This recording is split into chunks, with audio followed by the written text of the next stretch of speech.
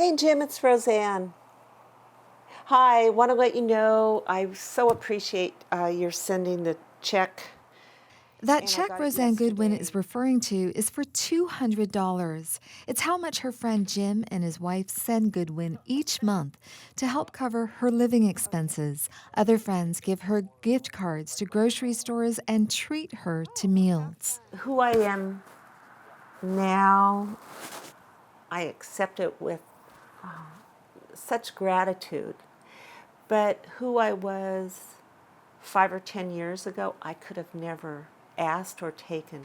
At 63, pride is a luxury.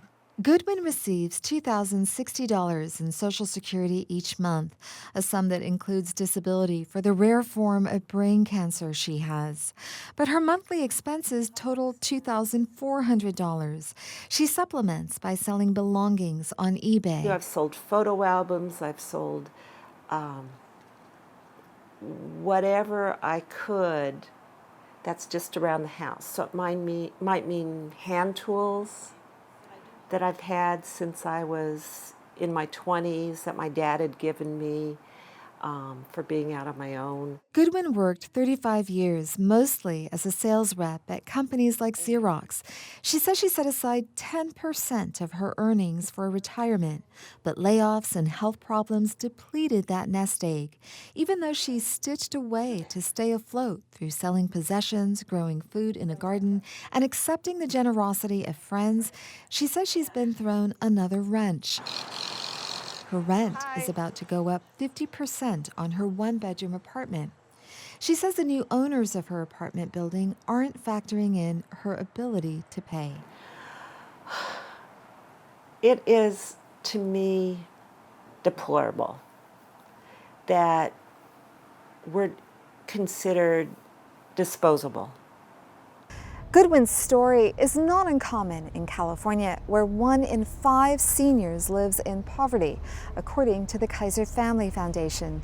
And Eric Bruvald of the San Diego North Economic Development Council says the prognosis is not good. It's clear there's going to be a higher demand for subsidized senior housing.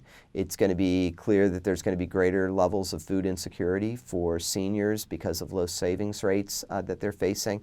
And there's going to be increased burdens on the taxpayers in terms of healthcare expenditures and long-term care expenditures because of this situation. The advocacy group Justice in Aging says decades of wage stagnation, high housing and healthcare costs, and a decrease in company pensions have made it tough for people to save for their later years. The group says women are twice as likely to live in poverty as men. Nearly half of all Californians working today are on track to retire with incomes of $24,000 a year, according to the UC Berkeley Labor Center. And senior employment is at an all-time high in California. 26% of people in the state between the ages of 65 and 74 work, more than double what it was in the 1980s. I work all the time.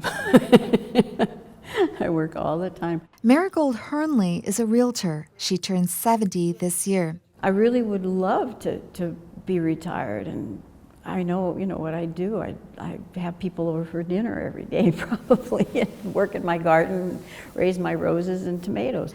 But if she didn't sell homes, she says her savings and Social Security are insufficient to stop her from descending into the ranks of the poor. I feel betrayed. Sorry. I just do. I feel like I don't think it's just necessarily a feminine thing, but I think that there should have been some education along the way, Everybody's afraid of growing old, so nobody ever talks about these things.